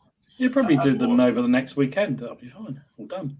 That's the thing I was thinking about, because he's hand painting all the shields on this. Yeah. But there's the shield wall from the Saxons to do. There's a lot more shields on that side. Now Andrew has been doing some things for his is it the Battle of St. Auburn? So it's for these are his Swiss. He's used the mercenary figures from the Wars of the Roses sets to build these up, but they are awesome. Really nice. Very nice. I do. Is it are the pipe blocks all on one base? I hope so. They do look like it. Yeah, They do look like it, yeah. that's how I did mine. I think it's brilliant. I love it. Love it. Mm. From Nice. pipe blocks to Crusaders, Bjorn has done this awesome looking Very Crusader nice. while he was taking a break. There has been, I should say, obviously, there's the entries to the online painting challenge. And people in post up. I haven't put any of those in here because they'll all be presented in one go. And the entries from last month's will be presented in the next show, which will be in a couple of weeks' time. But Darren has painted up the slain figures from Warlord Games. Yeah, very All good. those are fun. They look like lovely, those. don't they? I really, really like the Really guys, beautifully the guys at the painted. back. He said in the comment that they basically just paint themselves because they're so nice. Now, are these in Warlord resin? Is this are they resin or are they I believe it's Warlord resin. fantastic? I mean, they just look brilliant, absolutely brilliant. The next one is David, who is going to be coming along to turn it 28 for you, Steve. Has brought his cavalry into the mix. Yeah. See, I wasn't going to bring mine, but I might have to bring my cavalry now. I like the radishes. As I say, they look excellent. Fruit, vegetables, all. That whole table is just going to look so strange. It's going to be awesome. Hail the root. That's fantastic stuff. It is good to see some more. Dom will get there eventually. We're going to get him drunk at CrackCon, and we're going to give him some tufts and a set of Perry miniatures and just let him go wild. Nope. I mean, the drunk bit might be true, but the rest of it isn't. I'm sorry if I haven't got it, but this is from the Devil's Brush. Devil's Brush. The name, so if I've missed that, but I love it. I think it's absolutely awesome. I love the guy with the Molotov. Yeah. Yeah, man, that's really cool. They're those, what snow are you using? It's not your Colombian special, is it, mine? I like really. It Those are the looks Polish uprising figures, aren't they? They are. They're really They are. nice. Very cool. Felix, who finished his Borodino project, has now been bitten by the Wars of the Roses project. So there's his Exeter, his Exeter forces. Henry Holland, the probably most disliked man in the whole period, which says Just misunderstood. Silvio likes Exeter, doesn't he, Dom? Yeah, it does, because it reminds him of his cap badge from when he was in the Italian army. Yeah, it does. Yeah. Yes, he likes using that group as well, as you'll see on Dom's video. awesome. He didn't want to actually use them, did he? No. Gary has done some Voltigeurs. Very. It's always nice to see the Perry Very ones, nice. plastics. Very nice. You're right there, Steve. You look like you're about to. There's no drummers. He's all right. I know. I repurposed my ones. Yeah. Oh yes, you did. Now we've got a big one. Now this is James. This is the next one. This is a guy called James, and this is his first post, right? And here's his 1809 Austrian. Bloody Oh, hell. nice. I know. Oh my god. Oh, And there's his first post, and that is awesome. That is just very, very cool. And it just makes me want to get my Napoleonics out. So well done. Please post some more. Now Ken posted up a battle report, and this is a mid 18th century one. He's used the Honours of War. I think that's what it's called, Honours of War system. And it was just very cool. But I loved seeing so much cavalry. I just like seeing pictures of games as well. Obviously, we get loads of pictures of miniatures, which is awesome. But I still love seeing pictures of games. Yeah. The whole time. Is that 40 mil? I wouldn't be able to tell you. No, but there must be 28s. I really want to say that's 40. I don't know why. I want to know now. It's Ken, not a sand no, table, is it? Not a sand table. It looks almost like a. I was just wondering that. It's an old school table, that's for it sure. is, yeah. It's lovely. We talked about those sand tables before. Yeah. Joseph he's done some Austrian. Are these the piano miniatures? Are these?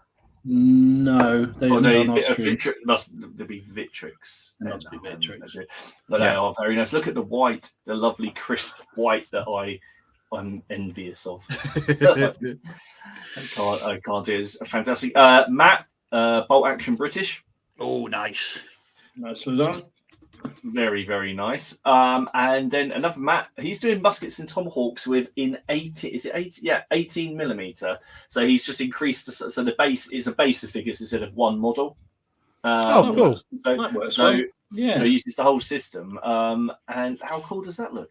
That looks Very excellent. good indeed. It's Like really, that. really nice. So yeah, that's some food for thought. Paul, the whose paint jobs are always is converted a cuirassier officer. Oh, he does such lovely. lovely work, doesn't he? That's lovely. And is it just remind me, it is Paul that does oils for his horses, isn't it? That's Ken, isn't it? Is it Ken? Is it Ken or is it Paul? I couldn't. The eyes on that horse, eh? Look at the eyes. I don't know. Speaking of horses, Robin is working on his. Oh my lord! Look at that. Cavalleo from Reconquer. So that's for his Crusades project. So he, I mean, that's how many shades of white are on or grey? It's amazing. It is absolutely amazing. Lovely stuff. Beautiful. Roy, World War II, Lovely. half track. Excellent. Really nice. I really like the armor. I just like the staining on Yeah, it. the weather it's around camo, that is yeah. fantastic. It really I is. said, why couldn't I find that word? Why couldn't I find that word? What's wrong with me? Yes, the weathering. And then with a change of pace, Steve has been doing some ogres, and I love the one with the accordion. That is amazing. fantastic. That's absolutely amazing. Madness. One of them is Mantic, and the other Yeah. one I believe is from Titan's Forge, which is the place where Dom looked and then spent loads of money on Yeah. getting things ordered. I'm not going back there again. That green. And I think he's this is for Kings of War. And then I thought I'd finish off with Tutmark and a lovely piece of Ooh, That is scenery nice. lovely. at home on any battlefield. Mind you, I looked at those as well, and they're a little bit expensive, those models. Beautiful, but they're a little bit expensive. I take it comes ruined. He hasn't bought like a Oh really no, nice you one. can buy a Right, ruined it's- version, and you can buy an intact version if you wish, but they are not cheap. But they're But he's done it. beautiful He models. absolutely does it. So everybody, Oh, thank justice. you very, very much for sending those all in. There's been a lot of nice models on here. I now have this overwhelming urge to go away and paint more English Civil War commanders now as well, because I need to get some. I've only just finished. I haven't done Rupert yet. I need a Rupert. I haven't done Rupert, and I've got the Royalists. I feel like I'm letting the side down. Someone said, "Is that a dodo on the?" I think it was a dodo. I think it was. So shall we say, Simon? What's because obviously you're going to Partisan, aren't you, in the next? I am in Next less 3 than 3 weeks. weeks. And what can people expect from you there? Because you said you'll be putting something on. So Well, bloody great hill and a lot of cavalry. I think is the main thing. It's a really interesting battle. You've got one army which just has cavalry and is quite outnumbered, charging uphill and winning. So it's going to be quite a challenge to see if they can do it again. Well, I know that there's already. I've seen the comments, but again, we get. They need StreamYard needs to, or we need a way of flagging comments. I don't know, but because after a while you can't scroll back. But there's already a couple of people who've already said they're going to Partisan, so they're going to come and seek you out. Excellent. They're looking on there. Look for the hill. Look for the hill. Look for the guy. Because there's definitely and come and try and have a go to the strongest. Because it's Yes, by all means, come and see us there. We'll be turning a few cards, and it'll be great to be at the show again. It's been so long since the last show. Unbelievable. Well, even though we did one last year, of course, we did Partisan last year, but apart from that. No, we've got. I mean, we did. Well, I was quite lucky, so I got to go to Slough and Warfare last year. But I have absolutely nothing apart from our one at the weekend. We've got absolutely nothing planned for this year so far. There's only so many I can go to if I get permission to leave. What I should probably say is, should we put up our little graphic? So we have been ultra organised. For the first time ever, and for those of you who always wonder about the running order, we have this. So here is our May lineup, basically. So, of course, today we've had Simon Miller, who's very kindly came on. Next week, we have no stream because we're going to be dead, basically. We are going to be recovering from CrackCon. So next week, there is no stream. But we'll be back on the 16th of May over on Dom's channel, who will do a very rapid CrackCon roundup, which will basically be we played games, we got drunk at the end. Yep. We all had fun. And he's got a bit of a controversial topic, I feel, which is making room for the new sculpts. I think you're going to upset a few people. No, I'm not. I'm not intending to be. Controversy. It's not intended to be. I'm just intrigued. Do people throw away? There's so many new figures out there. Do you throw away your old ones, or do you? I think it's a great question. I think it's a great question. I think it's fantastic. I'm quite keen to see what some people are going to say. Yeah. Ken has then got his ideal week in wargaming the week after, which I think is going to be ace. I imagine it's going to be what? Build, paint, play. Build, paint, play. Yes. Go to the train shop. Like it could just be play. It could. And then finally, to end our month off, Steve is going to be doing the PCP painting clinic at the end of the month. So please submit any questions. If you want to submit a little 10-second video asking a question that we can play, like it's a chat show as well, that would be ace. That would be quite good. Yeah. Email, hi, my name is Martin. You could send the message to. You could send the video clip to the Plastic Crack Podcast Facebook. Messenger. Or gmail.com or that, which remember the link to the Facebook page and everything else is down below. Everybody who's coming to CrackCon, we can't wait to see you at the weekend. I say that we'll probably go high and then leg it while we try and organise things. Get that. All of that stuff behind me is for. I don't throw away old minis. I put them on eBay, and some guy called Ken buys it. That is absolutely fantastic. Well, thank you everyone for watching. Simon, thank you so much for taking the time. Yeah, it's been great. I've really enjoyed it. Thank you, Simon, and joining us. It's been brilliant. So remember, next week we won't be here, but in 2 weeks' time we'll be over on Dom's channel, and we're looking forward to seeing 45 of you at the weekend, which is somewhat terrifying. Very terrifying. Very terrifying. Terrifying. It means that there's responsibility. So, guys, thank you so much for watching, and we will see you guys all again soon. Take care. Bye. Cheers. Bye. Bye.